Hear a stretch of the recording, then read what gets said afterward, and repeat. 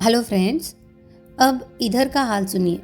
नहस जिन ने जब शहजादी को ले जाकर उसके आवास में छोड़ दिया तो दूसरे दिन सवेरे वह अपने साधारण नियमानुसार जागी। उसने अपने आसपास शहजादा कमरुज्जमा की खोज की। उसे न पाकर अपनी रक्षिका वृद्धा दासी को पुकारा और घबराकर पूछने लगी कि वह सुंदर युवक जो रात को मेरे साथ सो रहा था कहाँ चला गया है। उसे तुरंत ही मेरे पास ला। बुढ़िया को बड़ा आश्चर्य हुआ। उसने कहा, प्यारी बेटी, तुम्हें क्या हो गया है? यह क्या कह रही हो? तुम्हारे शयन गृह में चिड़िया तक का प्रवेश तो संभव नहीं है। सुंदर युवक कहाँ से आ जाएगा? तुमने अवश्य कोई सपना देखा है। भगवान के लिए ऐसी बातें न करो। तुम्हारी बातों का तुम्हारे माता पिता को पता लगेगा तो मेरी गर्दन उड़ा दी जाएगी। शहजादी बदौरा को दासी की बात पर बड़ा गुस्सा आया। उसने बुढ़िया के केश पकड़ लिए और उसे बेतहाशा मारना शुरू किया। बुढ़िया तड़प कर उसकी पकड़ से निकल गई और भागी भागी राजमहल में पहुंची। वहां जाकर उसने बादशाह और बेगम को बताया कि बदौरा कैसी पागलपन की बातें करती है। वे दोनों परेशान होकर शहजादी के पास पहुंचे और बोले, बेटी, तुमने रात को क्या स्वप्न देखा जिससे तुम इतनी परेशान हो गई हो कि बेकार बकवास करने लगी? शहजादी बदौरा ने लज्जावश सिर झुकाकर कहा, मुझे बड़ा खेद है कि आप लोग मेरा विवाह करना चाहते थे और मैं नादानी से जिद करके आपकी आज्ञा का उल्लंघन करती रही। किंतु जिस युवक को आपने मेरे लिए चुना है वह रात को मेरे साथ आकर सोया था। मैं सच कहती हूँ कि अगर आप पहले से उसे दिखा देते तो मैं विवाह से इनकार ही क्यों करती। आप कृपया उसे तलाश कराइए। न जाने वह कहाँ चला गया है। मुझे उसके प्रेम ने ऐसा जकड़ लिया है कि मैं उसके बगैर एक क्षण नहीं रह सकती। वह न मिला तो मैं आत्महत्या कर लूँगी। अगर आपको विश्वास न हो तो यह देखिए, वह अपनी अंगूठी मुझे दे गया है। उसके माता पिता को यह देखकर वास्तव में आश्चर्य हुआ कि अंगूठी किसी और की है, शहजादी की नहीं। वे बहुत सोचते रहे किंतु उनकी समझ में कुछ नहीं आया कि इतनी कड़ी कैद के बाद भी कोई आदमी कैसे यहाँ तक आया और अंगूठी बदल गया। बहुत सिर मारने पर भी उनकी समझ में बेटी की बात नहीं आई और उन्होंने समझ लिया कि वह बिल्कुल पागल हो गई है। उन्होंने सोने की जंजीरें मंगाकर उनसे बेटी के हाथ पांव जकड़ दिए और अति दुखित होकर अपने महल को वापस आए। उन्होंने आदेश दिया कि एक विश्वस्त बूढ़ी दासी के अलावा इसके पास कोई नहीं जा सकेगा। उन्होंने बंदी गृह के चारों ओर का पहरा भी बड़ा सख्त कर दिया। इसके अतिरिक्त बादशाह ने दरबार में सारे अमीरों और सामंतों के समक्ष घोषणा की कि मेरी बेटी पर उन्माद का प्रकोप हुआ है। कोई भी व्यक्ति जो उसे अच्छा कर देगा उसके साथ कुमारी का विवाह कर दिया जाएगा और युवराज बना दिया जाएगा। किंतु जो व्यक्ति इस प्रयत्न में असफल होगा उसे प्राणदंड दिया जाएगा। इस घोषणा के बाद बहुत से हकीम, वैद्य, तांत्रिक, योगी आदि शहजादी के इलाज के लिए आए और विफल होकर प्राण गंवा बैठे। 2-3 वर्षों में लगभग 150 व्यक्तियों को इस सिलसिले में मृत्युदंड मिला। बादशाह ने शहर की रक्षा भित्ति के साथ उन सभी के सिरों को लटकवा दिया। अब किसी का साहस शहजादी के इलाज के लिए आगे आने का नहीं होता था। जो दासी उस शहजादी की सेवा के लिए नियुक्त थी उसके पुत्र के साथ शहजादी बचपन में खेली थी। उस युवक का नाम मर्जुबन था। वह चीन के बाहर विद्या अध्ययन करने गया था। कई वर्ष बाद वह वापस लौटा तो उसे रक्षा भित्ति के साथ इतने सारे सिर लटके देखकर आश्चर्य हुआ। फिर वह अपने घर गया तो अपने घर वालों से बातों बातों में अपनी बचपन की सहेली शहजादी बदौरा का हाल पूछा। उसके संबंधियों ने बताया कि शहजादी पागल हो गई है। बादशाह ने उसे जंजीरों में जकड़कर कैद खाने में डाल दिया है। बादशाह ने घोषणा की है कि जो भी उसे अच्छा कर देगा उसके साथ शहजादी ब्याह दूंगा और उसे युवराज बना दूंगा। किंतु जो उसे अच्छा नहीं कर सका तो उसे मृत्युदंड दिया जाएगा। यह घोषणा सुनकर बहुत से गुणीजन, वैद्य, ज्योतिषी, रमलकर्ता, तांत्रिक आदि आए और इस प्रयत्न में असफल होकर प्राण गंवा बैठे। उन्हीं के सिरों को रक्षा भित्ति के सहारे लटकाया गया है। बाकी बातें तुम्हें अपनी माँ से मालूम होगी। इस समय शहजादी के पास तुम्हारी माँ के अतिरिक्त किसी को जाने की अनुमति नहीं दी जाती। अपने सेवा कार्य से अवकाश पाकर मर्जबान की माँ घर आई तो उसे बेटे के वापस आने से बड़ी प्रसन्नता हुई। मर्जबान के पूछने पर उसने राजकुमारी का हाल ब्यौरेवार बताया। मर्जबान ने पूछा कि क्या यह संभव है कि मैं गुप्त रूप से शहजादी से भेंट करूं और देखूं कि उसे क्या बीमारी है। उसकी माँ ने कहा, यह काम बड़ी जोखिम का है। किंतु जब मर्जबान ने बहुत जिद की तो उसने कहा कि मैं देखभाल कर बताऊंगी कि कुछ प्रबंध हो सकता है या नहीं। दूसरे दिन बुढ़िया जब शहजादी की सेवा के लिए गई तो उसने पहरे के सिपाहियों के प्रधान से कहा, भैया मैं तुम्हारी थोड़ी सी कृपा चाहती हूँ। उसने कहा, बोलो क्या चाहती हो। बुढ़िया बोली, तुम्हें शायद मालूम हो कि मेरी एक बेटी शहजादी ही की उम्र की है। दोनों ने एक साथ ही मेरा दूध पिया था। कई वर्ष पूर्व मैंने उसका विवाह कर दिया था। अब वह पहली बार ससुराल से आई है। उसे अपनी बचपन की सहेली का हाल सुना तो उसे बड़ी चिंता हुई। वह उसे देखना चाहती है, किंतु वह बड़ा सख्त पर्दा करती है और किसी को यह भी नहीं बताना चाहती कि वह कहाँ आती जाती है। तुम्हारी अनुमति हो तो मैं अपनी बेटी को शहजादी से मिलवा दूँ। प्रधान रक्षक ने इसमें कोई हर्ज नहीं समझा। उसने कहा, एक पहर रात गए बादशाह शयन के लिए जाते हैं। तुम अपनी बेटी को उसी समय लाना। मैं इस मकान का दरवाज़ा खुला रखूँगा। शहजादी का मन बहलाने के लिए उसकी सहेली उससे मिले तो बहुत ही अच्छी बात होगी। अतएव बुढ़िया ने मर्जबान को जनाने कपड़े पहनाकर नकाब से उसका मुंह ढका और नियत समय पर शहजादी के आवास में ले गई। उसे बाहरी कमरे में छोड़कर शहजादी के पास जाकर बोली कि मेरा बेटा छन्न वेश में तुम्हारा हालचाल पूछने आया है। शहजादी को अपने बचपन के साथी के आने पर प्रसन्नता हुई। उसने मर्जबान को बुलाया और जब वह प्रणाम करके दूर खड़ा हुआ तो बोली, मर्जमान भाई पास आओ। भाई बहन में क्या तकल्लुफ़, मेरा जी बहुत घबरा रहा था। तुम्हारे साथ 2 घड़ी बात करके मेरी तबीयत बहलेगी। मर्जबान ने अपनी ज्योतिष, रमल आदि की पुस्तकें निकाली और शहजादी के रोग के निदान का प्रयत्न करने लगा। शहजादी बदौरा बोली, मर्जमान बड़े दुख की बात है कि तुम भी मुझे औरों की तरह पागल समझे हुए हो। मैं तुमसे जोर देकर कहती हूँ कि मैं मानसिक रूप से बिल्कुल स्वस्थ हूँ। जो लोग मेरे इलाज को आते हैं वे मेरी कहानी तो जानते नहीं, इसीलिए मुझे पागल समझते हैं। यह कहने के बाद शहजादी बदौरा ने उसे सविस्तर बताया कि उसकी कैसे एक युवक से भेंट हुई जिसने उसके सोते में उसकी अंगूठी बदल ली। मैं पागल नहीं हूँ। जिस समय मुझे मेरा प्रियतम मिल जाएगा मैं बिल्कुल ठीक हो जाऊंगी। मर्जबान यह सुनकर बहुत देर तो चुपचाप खड़ा रहा, फिर बोला, राजकुमारी, औरों ने चाहा आपकी बात का विश्वास न किया हो, किंतु मुझे विश्वास है। आप निश्चिंत रहे, मैं आपके मनोवांछित पुरुष की खोज में जाता हूँ। ईश्वर की इच्छा हुई तो उसे खोज ही लाऊंगा। अगर ऐसा न हो सका तो मैं यहाँ मुंह न दिखाऊंगा। अब जब आप सुने कि मर्जमान नगर में है तो समझ ले कि आपका प्रियतम भी उसके साथ आया है। यह कहकर वह विदा हो गया। अपने नगर से निकलकर वह देश देश की नगर नगर की यात्रा करता रहा और पूछताछ करता रहा, किंतु उसकी यह भी समझ में नहीं आया था कि क्या पूछे। संयोग से एक दिन वह सुंदर नगर में ठहरा हुआ था जो एक नदी के तट पर बसा हुआ था। यह उसके चीन से जाने के लगभग 4 महीने की बात है। कुछ सैलानियों ने उसे बताया कि फारस का शहजादा कमरुज्जमा अजीब तरह से उन्माद से ग्रस्त है। वह सख्त पहरे के अंदर था, फिर भी कहता है कि उसके साथ एक सुंदरी लेटी जिससे उसने अंगूठी बदली है। मर्जमान को आशा हुई कि शायद यह वही पुरुष है जिसका उल्लेख बदौरा ने किया है। उसने उस द्वीप का मार्ग पूछा जहाँ कमरुज्जमा किले में कैद है। मालूम हुआ कि 2 रास्ते हैं। एक थल मार्ग है जो निरापद है किंतु लंबा है, दूसरा समुद्री मार्ग है किंतु वह खतरनाक है। मर्जमान ने खतरनाक समुद्री मार्ग से ही जाना निश्चित किया। कुछ दिनों तक तो यात्रा ठीक रही, किंतु बाद में एक तेज तूफान आया जिसने जहाज को एक पहाड़ के जल मार्ग पर पटक दिया।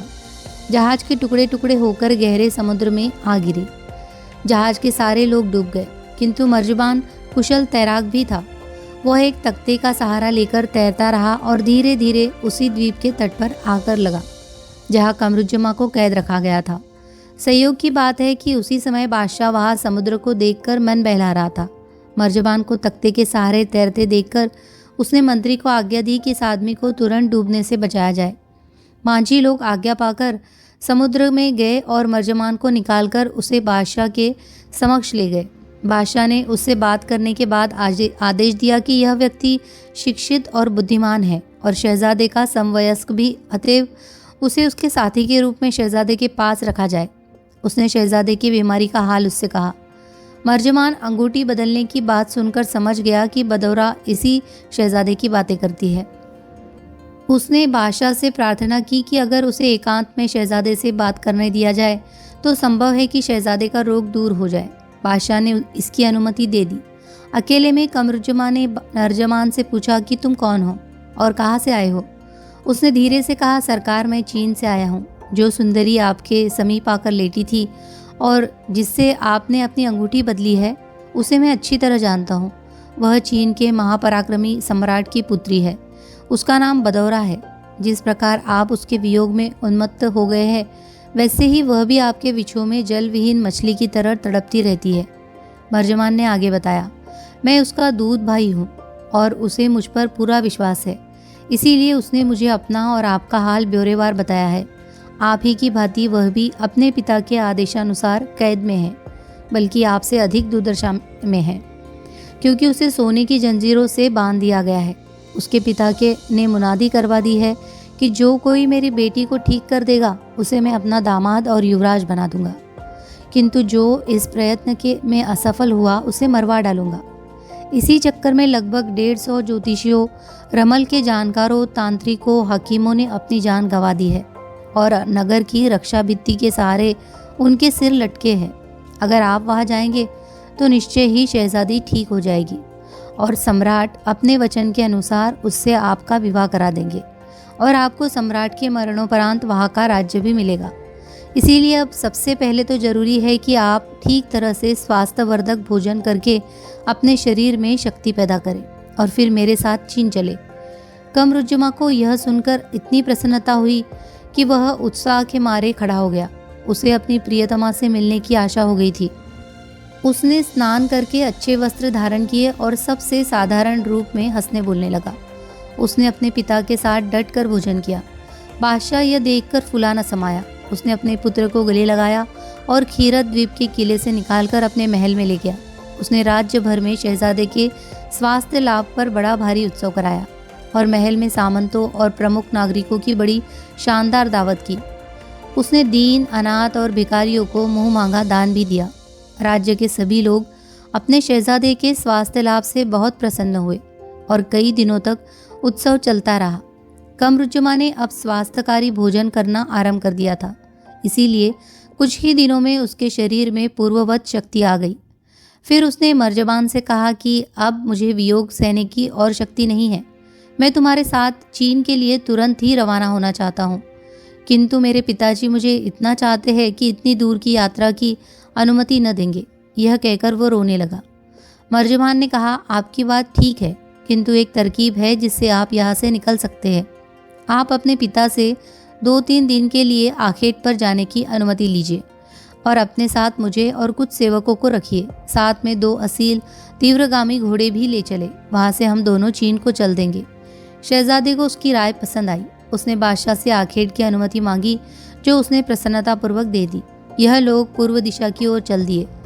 साय होने पर यह लोग एक सराय में रुके। खाने पीने की बाद और लोग सो गए, किंतु आधी रात को यह दोनों अपने तेज घोड़ों पर निकल पड़े। उन्होंने एक तीसरा मामूली घोड़ा भी लिया और राजसेवकों जैसी एक पोशाक भी। 5-6 घंटे चलने के बाद वे उस चौराहे पर पहुंचे जहां से जंगल शुरू होता था। मर्जमान ने शहजादे से कहा कि आप अपने कपड़े उतारकर मुझे दे दे और यह नौकरों जैसे कपड़े पहन ले। शहजादे ने ऐसा ही किया। मर्जमान ने तीसरे घोड़े को मार डाला और उसके खून में कमरुज्जमा की शाही पोशाक फाड़ कर लिथेड़ दी और घोड़े की लाश को खींच कर छुपा दिया और चौराहे के पास खून से सनी और तार तार शाही पोशाक डाल दी। शहजादे ने आश्चर्य से पूछा कि तुमने ऐसा क्यों किया? मर्जमान ने कहा, आपके सेवकगण आपको ढूंढते हुए यहाँ आएंगे और इन कपड़ों को देखकर समझ जाएंगे कि कोई वन्य पशु आपको खा गया। फिर आपकी तलाश छोड़ दी जाएगी और हम आराम से चलेंगे। तत्पश्चात वे दोनों बहुत सी अशरफिया और जवाहिरात लेकर कभी समुद्री और कभी थल मार्ग से यात्रा करते हुए चीन पहुंचे। उन्होंने एक सराय में ठहर कर 3 दिन तक विश्राम किया। इस बीच मर्जमान ने शहजादे के लिए हकीमों जैसे कपड़े बनवा लिए। फिर हमाम में दोनों ने स्नान किया और शहजादे ने हकीमी लिबास पहना। मर्जमान ने कहा कि अब तुम बादशाह के पास हकीम बनकर जाओ और बदौरा की चिकित्सा की बात करो और मैं बदौरा के पास जाकर तुम्हारे आगमन का समाचार देता हूँ। ये कहकर वह अपने घर गया और अपनी माँ से कहा कि तुम तुरंत शहजादी को मेरे आने की खबर करो। इधर कमरुज्जमा महल के नीचे पहुंचा और पुकार कर कहने लगा, मैं दूर देश से आया हूँ, हकीम हूँ। मैं शहजादी का इलाज करना चाहता हूँ। यदि शहजादी मेरे इलाज से अच्छी हो जाएगी तो बादशाह अपने वचनानुसार उससे मेरा विवाह कर दे, वरना मुझे मृत्युदंड दे दे। बादशाह के सेवकों ने उसकी सौंदर्य और यौवनावस्था को देखकर दुख किया कि यहाँ कहाँ मरने के लिए आ गया है। उन्होंने उसे बहुत समझाया कि क्यों अपनी जान का दुश्मन हुआ है। तेरे जैसे न मालूम कितने आदमी मर गए हैं, किंतु कमरुज्जमा अपनी बात पर दृढ़ रहा। सेवक उसे सम्राट के पास ले गए। कमरुज्जमा